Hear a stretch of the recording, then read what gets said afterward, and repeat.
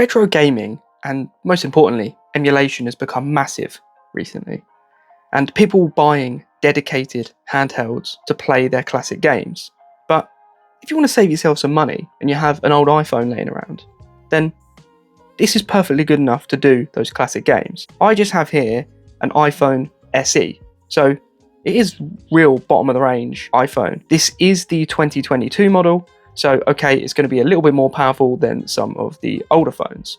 So to do this with your iPhone, if you have one just laying in the drawer, it still will need to run iOS 12 and above for the application we're going to be using today to work. And I'm going to show you how you can do it, how to transfer your game ROMs across and set up the app completely. And that application is called RetroArch. And you've probably heard of it.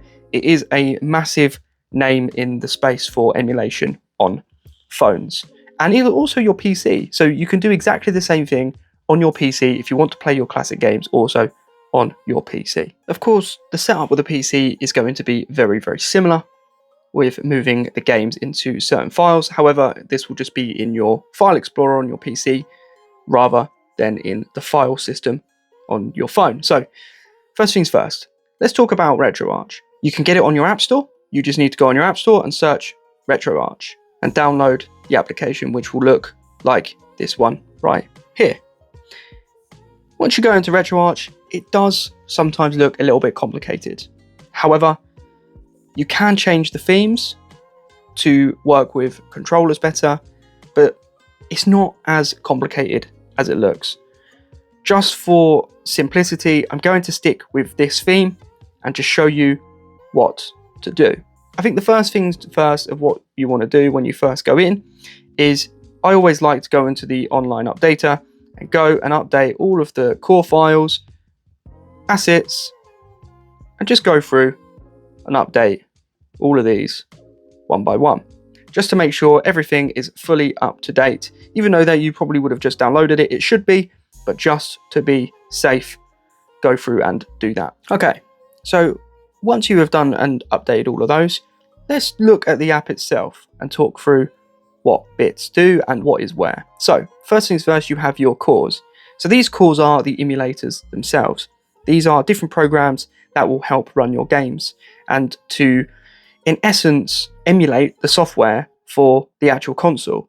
So as you can go here, there's all the names that you may recognize. Atari, you'll come further down, you'll have set ones that may play certain games, and Nintendo, etc. And you'll notice that there'll be Nintendo for a DS, there'll be the NEC, there'll be Nintendo for the Game Boy / the Color as well.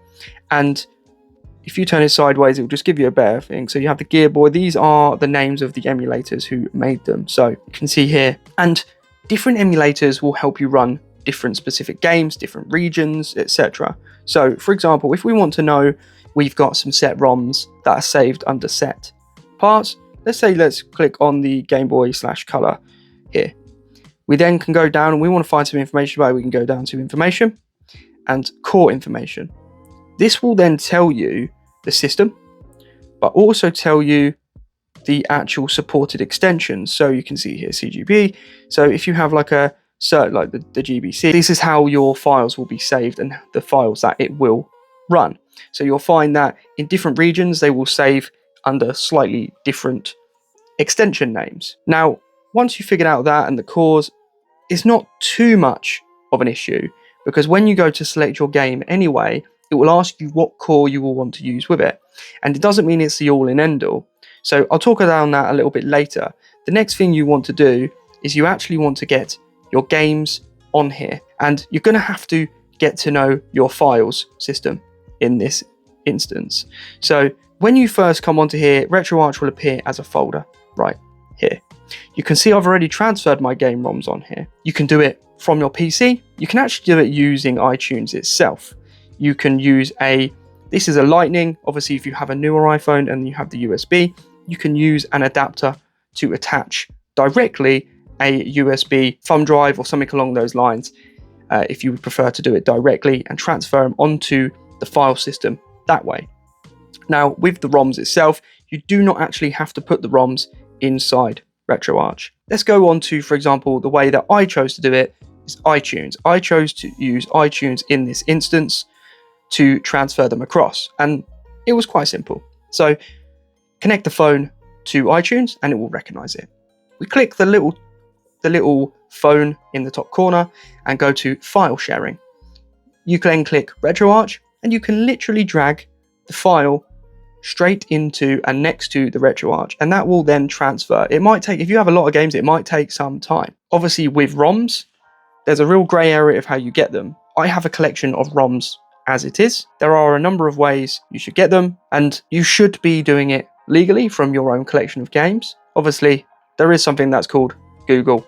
Once you're in RetroArch and your games are in files in the file system on there, as I said, you can go into files and check that it has transferred properly. If you were to click this one down at the bottom here with the 3 lines and you were to go import content, you can then click scan a directory, and this will basically do everything itself. So obviously if I come into here and I go back and I find my game ROM, I then have my Game Boy Advance, Game Boy Color, Genesis, etc. I've already scanned most of these, but what I will do, let's do it out of ease. Let's just say Game Boy Advance. The games won't actually show in here, but if you click scan directory at the bottom, you'll see that there is a lot of games that have been found, and it will then scan the whole file and download them into that part. So you can see the games are still scanning at the bottom, but once you have scanned them and they've all finished, come back to this home screen. If you then just scroll down on this bit, you can see all of the games that you have scanned. It will basically scan all of the games itself. You can see them all here. Now, if you're playing a game which involves that you need BIOS systems, what you will need to do from this part is, like you did on iTunes, make sure the BIOS files are on the file system. However, this time it's not as easy as just scanning it in. I found issues when doing that in the past. What you need to do is, you can see here I have my, for example, PlayStation BIOS files for different regions, and you can just select them and you can click copy, and then all you'll need to do is go into, just make sure there, go into RetroArch, go down to system here, and then all you need to do is just paste those BIOS files in this part. So you can see here I've got the MAME, etc. BIOS all there already. Now when you go to play games, they will then work as long as you also select the correct emulator. So for example, stuff like Game Boy, etc. does not need a separate BIOS, so these games will play absolutely fine. The games that does do it is the PlayStation Portable and the actual PlayStation itself. So let's just say we wanted to play some Lemmings and we go run. I've already selected my core, but at this point it will then tell you to select your core that you would like to play it on. Now, different cores will load differently.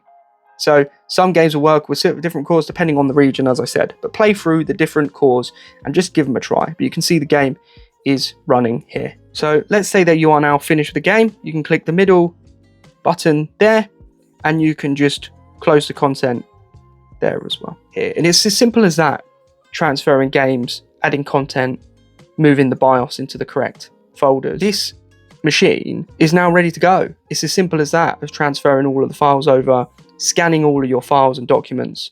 Now, in terms of settings within here, the world is your oyster. You can play around with this as much as you like. You can change the themes, as I said. There's one that looks very similar to like a PlayStation style and is better worked for controllers. And with these, you can just connect your PlayStation or Xbox controller via Bluetooth, and you can then map the controllers within the games here as well, nice and easy. But if you wanted a little bit more of a tutorial of how to do that, rather than setting this up, then let me know and I can make a video. You're ready to go. If you just wanted to have this as a little Game Boy game like that and play your games on the move with just a phone, but you don't want it to take over your personal phone, then this is a very, very, very good option. I hope this has helped of how to turn your old iPhone into a retro gaming device. And it's another way of dedicating old technology to specific uses. It will run the majority of these games. Even obviously with the PlayStation games, it still runs most of them. Obviously, the better iPhone that you do have, the better it will work. However, I've not really found much limitation with this one as of yet. But if you want to see or hear anything else on this below, then do hit that like button and subscribe to the channel if you are new around here. If you want to see more content on RetroArch, then leave a comment down below and let me know, and I will get those videos out. If you want to support the channel, go check out that merchandise. And if you want to support it even further, then do consider being a member. Come and join the family, hit that join button down below, and get perks along the way, like early access to videos like this one. And join me on my journey to save old tech, old games, and save you guys money. And I will catch everyone in the next one.